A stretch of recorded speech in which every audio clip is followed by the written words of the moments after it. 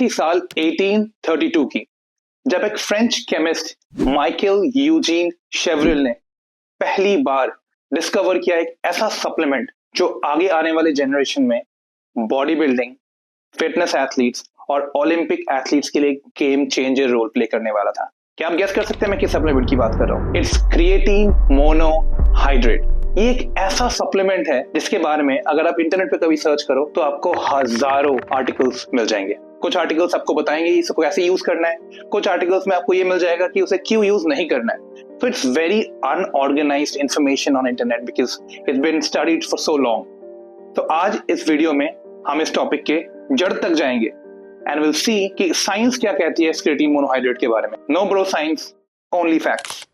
नमस्ते दोस्तों, मेरा नाम है सौरभ सेन। मैं हूँ एक डाइटिशियन और फिटनेस कोच। मैंने अपने 10 साल के करियर में बहुत सारे क्लाइंट्स को ट्रांसफॉर्म करने में मदद करी है, चाहे वो फैट लॉस हो, फिर चाहे वो वेट गेन हो या फिर चाहे ओवरऑल इम्प्रूवमेंट ऑफ हेल्थ हो। इस चैनल में मेरी कोशिश ये रही है कि मैं आपको साइंस बैक्ड फिटनेस और न्यूट्रिशन की प्योर नॉलेज दूं। No myths, no shortcuts. तो चलिए वापस चलते हैं 1832 में, जब माइकल यूजीन शेवरिल अपने लैब में एक एक्सपेरिमेंट करने लग रहे थे।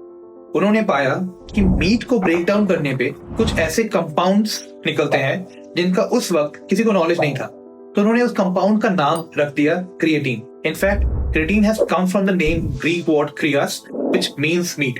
फिर आगे चल के 15 साल बाद और भी बहुत सारे साइंटिस्ट ने इस चीज पे एक्सपेरिमेंट किया। जैसे कि साइंटिस्ट जस्टिस ने अपने एक्सपेरिमेंट में ये प्रूव कर दिया कि क्रिएटिन एक्चुअली में हमारे मसल्स में एनर्जी प्रोड्यूस करने में हेल्प करती है। Then cut to 1992 Olympia competition, जहां पे लियोनार्ड क्रिस्टी नाम के एक एथलीट ने पहली बार गोल्ड मेडल जीतने के बाद अपने फिटनेस रजीम में वो क्या यूज करते हैं क्या नहीं यूज करते हैं उसको रिवील किया। तो ये पाया गया कि उनके डाइट रजीम में creatine was the common supplement. बस फिर क्या था, ये सुनने के बाद ये खबर हवा की तरह फैल गई और दुनिया के सारे एथलीट्स ने क्रिएटिन को अपना गो टू सप्लीमेंट बना लिया।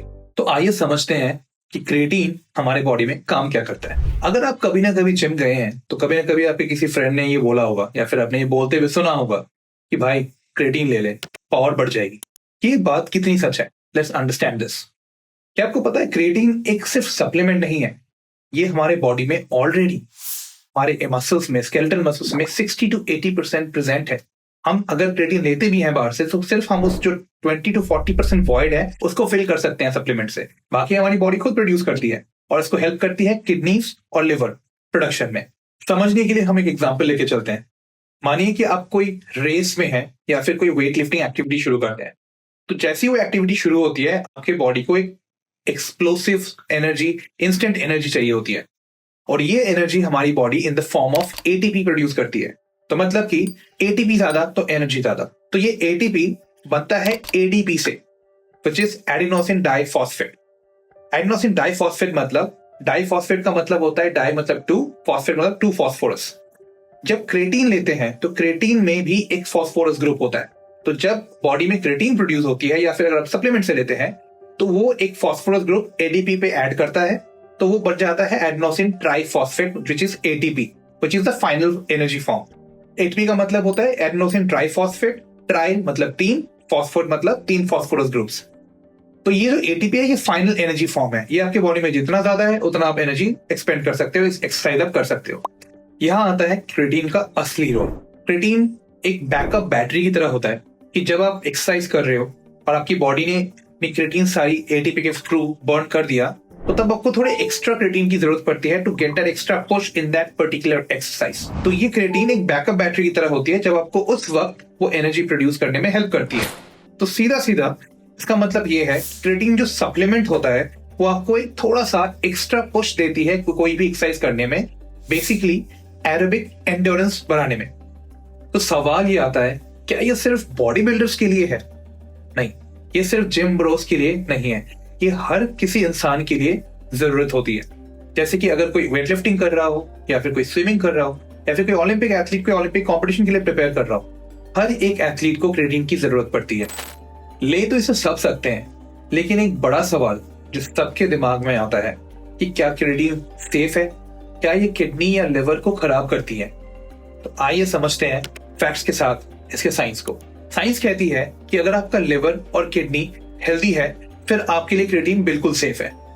लेकिन ऑन द अदर हैंड अगर आपकी किडनी में या लिवर में कोई प्री एग्जिस्टिंग कंडीशन है या फिर उसमें कोई भी दिक्कत है या फिर आप अगर प्रेग्नेंट है तो आप प्लीज कोई हेल्थ केयर प्रोवाइडर या डाइटिशियन से कंसल्ट करके ही सप्लीमेंट ले।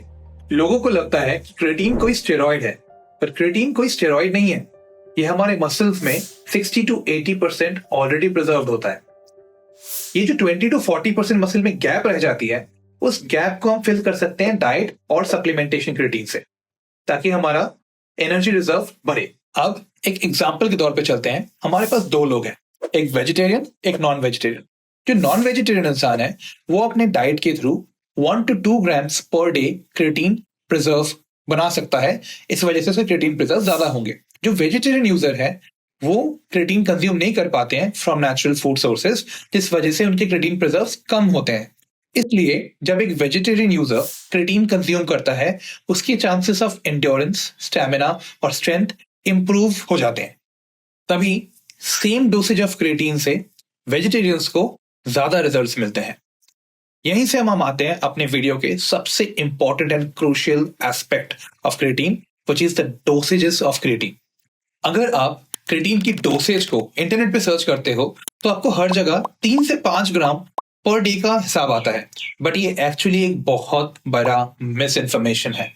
You need to understand the dosage of creatine from 2 aspect. पहला लोडिंग फेज, फिर मेंटेनेंस फेज। 2 अलग अलग फेजेस होती हैं। तो पहले लोडिंग फेज को समझते हैं। लोडिंग फेज आपका एक्चुअली में स्टार्टिंग फेज होता है जिसमें आप 7 डेज या फिर 5 डेज के लिए एक हाई डोज लेते हो और फिर मेंटेनेंस में आप डोज को कम करके लाइफ लॉन्ग एक कम डोज लेते हो। लोडिंग फेज में आपको जितना क्रिएटिन लेना है उसको आप कैलकुलेट कर सकते हो 0.3 इंटू योर बॉडी वेट। एक एग्जाम्पल के तौर पे चलते हैं कि मैं 80 किलो का इंसान हूं, तो 80 इंटू 0.3 इज इक्वल्स टू 24। तो मुझे 24 grams of creatine per day consume करना है। और ये 24 ग्राम्स आपको एक बार में कंज्यूम नहीं करना, आपको 3 to 5 ग्राम्स ईच सर्विंग 3 से 4 बार पूरे दिन में कंज्यूम करके 24 ग्राम्स नंबर तक पहुंचना है। ये तो हो गया लोडिंग फेज। अब आते हैं मेंटेनेंस फेज पे। मेंटेनेंस फेज में क्रिएटिन प्रिजर्व को मेंटेन करने के लिए आप 3 से 5 ग्राम पर सर्विंग पर डे लेते हो। ये किसी भी बॉडी वेट के लिए है, ऐसा नहीं है कि आपको बॉडी वेट के साथ कैलकुलेट करना है। एक बार आपने लोडिंग फेज कैलकुलेट कर लिया उसके बाद आपको मेंटेनेंस फेज में 3 से 5 ग्राम ही लेना है। कितने लंबे वक्त के लिए आप ले सकते हो, ये जैसे कि मैंने बताया ये मेंटेनेंस फेज है, तो ये आपका जब तक आप क्रिएटिन प्रिजर्व को मेंटेन करना चाहते हो, which can be life long, आप 3 से 5 ग्राम पर डे कंज्यूम कर सकते हो सेफली। तो एक बात का ध्यान रहे कि क्रिएटिन जब काम करता है तो वो आपके बॉडी का समथिंग कॉल्ड सार्कोप्लाज्मिक फ्लूइड बढ़ा देता है। ये फ्लूइड एक्चुअली में बढ़ाना जरूरी है, इसी से आपके मसल की स्ट्रेंथ और एनर्जी बढ़ती है। और ये फ्लूइड बढ़ता कैसे है? Bye consuming water.